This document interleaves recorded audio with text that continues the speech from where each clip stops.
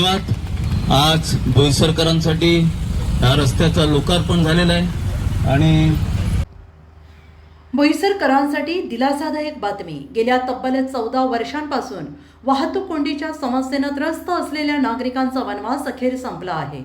1,40,00,000 निधी मिळालेल्या सिडको बाह्यवळण रस्त्याचे उद्घाटन मोठ्या उत्साहात पार पडले। मात्र या उद्घाटन सोहळ्यात श्रेयवादाचा मुद्दाही चांगलाच रंगला। शिवसेनेचे नेते प्रभाकर राऊळ यांनी काही नेत्यांवर थेट निशाणा साधत जोरदार टीका केली।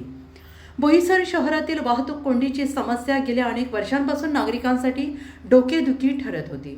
अखेर सिडको बाह्यवळण रस्ता सुरू झाल्याने नागरिकांना मोठा दिलासा मिळाला आहे। उद्घाटन सोहळ्यास विविध पक्षांचे स्थानिक नेते, पदाधिकारी आणि नागरिक मोठ्या संख्येने उपस्थित होते। यावेळी बोलताना शिवसेनेचे नेते प्रभाकर राऊळ यांनी या रस्त्याचे सर्व श्रेय ग्रामपंचायतीच्या उपसरपंच नीलम संखे यांना दिले आहे। फक्त निवेदनं देऊन किंवा प्रतिक्रिया व्यक्त करून काही लोक आता या रस्त्याचे श्रेय घेण्याचा प्रयत्न करत आहेत असा टोला त्यांनी लगावला आहे। बोईसरवासियांचा 14 वर्षांचा वनवास संपवण्याचं काम नीलम संखे यांनी केलं आहे। काही लोक आता फक्त प्रसिद्धीसाठी श्रेय घेण्याचा प्रयत्न करत आहेत अशी जोरदार टीका त्यांनी यावेळी केली आहे। दरम्यान माजी जिल्हा परिषद सदस्य रंजना संखे यांनी या रस्त्याला किशोर संखे मार्ग असे नाव देण्याची मागणी केली। या रस्त्यासाठी किशोर संखे यांचे मोठे योगदान राहिले आहे असंही त्यांनी यावेळी सांगितलं आहे।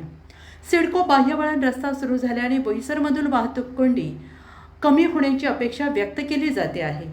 मात्र उद्घाटन सोहळ्यात रंगलेला श्रेयवादाचा राजकीय संघर्षही आता चर्चेचा विषय ठरतो आहे। संपलेली आहे सगळ्या बोईसरवासियांची, कारण हा रस्ता चालू झाला त्याच्यामुळे ही जी ट्रॅफिक होत होती आपल्या बोईसर स्टेशनला आणि ओसवालमध्ये त्याचं बरंच निराकरण होणार आहे आणि ट्रॅफिक विभागल्यामुळे हा रस्ता पुढे क्लिअर राहील अशी आपण अपेक्षा करतो। खरं तर बोईसर ग्रामपंचायतचे अतिशय धन्यवाद। नीलम संख्येंनी चांगलं काम केलं। त्यांनी नेहमी पाठपुरावा करणं, सगळ्यांना जोडीला घेऊन चालणं, खास करून कधी कधी एकटे पण असायचे इकडे, पण ते परंतु बऱ्याचशा वेळेला त्यांनी सगळ्यांना जोडीला घेतलं, जिकडे जिकडे अडचण आली तिकडे, नाहीतर तो एकटा समर्थ आहे असं त्याचं म्हणणं होतं। पण ठीक आहे, श्रेय सगळ्यांनाच जाते। सगळ्यांनी, सगळ्या मंत्र्यांनी, खास करून शिंदे साहेबांनी फंड दिला, त्याबद्दल शिंदे साहेबांचे पण आभार मानतो आणि सगळ्यांचे आभार मानतो की सगळ्यांनी सहकार्य केलं, खास करून। परंतु हे खरं आहे, वस्तुस्थिती आहे की ज्यावेळेस पहिला रस्ता मोकळा केला तर माझा विरोध होता। विरोध असण्याचं कारण वेगळं होतं, वैयक्तिक काही नाही, पण सामाजिक बांधिलकी आम्हाला पण आहे आणि म्हणून लोकांसाठी, समाजासाठी हा आवश्यक रस्ता म्हणून आम्ही लगेच संमती दिली। काही लोकांनी अतिक्रमण केलं, काही लोकांनी वेगवेगळ्या प्रकारे आपला विरोध करण्याचा प्रयत्न केला आणि म्हणून ह्या रस्त्याला फार वेळ लागला। परंतु काही हरकत नाही, सर्वांचे प्रयत्न, त्यामुळे नीलम संखे यांनी सर्वात जास्त लक्ष घालून उपसरपंच पदाचा उपयोग करून ह्या रस्त्यासाठी चांगल्या प्रकारे त्यांनी आपला पाठपुरावा केला। त्याच्यासोबत अशोक वडे आहेत, चंद्रकांत जाधव पगडा, तुमचे सर्व राजकीय, संजय पाटील, ह्या सर्वांनी, आणि म्हणून हा रस्ता आज आपण ह्या रस्त्याचं उद्घाटन करतोय। ह्या रस्त्याच्या कामापासून ते आता उद्घाटनापर्यंत सर्व प्रयत्न सर्व आमचे आहेत, ह्यांचे आहेत। त्यात पत्रकारांची सर्वात महत्वाची भूमिका, पत्रकारांची आहे, त्यांनी सतत ह्या विषयाला उचलून धरला, जागा ठेवलं आणि ह्या रस्त्याला, हा रस्ता म्हणून आपण लवकर करू शकलो।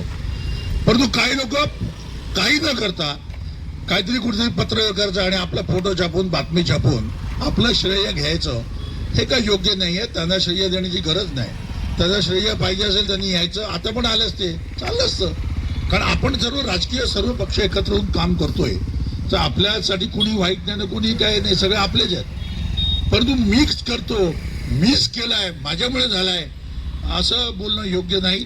सगळे मान्यवर, पत्रकार बंधू आणि सगळे जे बाकी समाज बंधू आणि इतर सगळे आपले ग्रामपंचायतचे सगळे सहकारी आलेले आहेत। मी सुद्धा एक माजी जिल्हा परिषद सदस्य होऊन गेलेली आहे, हे विसर पडलेलं आहे मला वाटतं बहुतेकांना। दुसरी गोष्ट, हा रस्ता जेव्हा सुरुवातीला 2011 स्थानिक विचार मंच, त्याच्यात हेमंत पाटील होते, त्याच्यात साक्षीदार जे आपला चंद्रकांत जाधव होते, पत्रकार बंधू आपले पंकज जे राऊत होते, असे बरेच त्याच्यामध्ये सवंगडी सगळे साथमध्ये होते.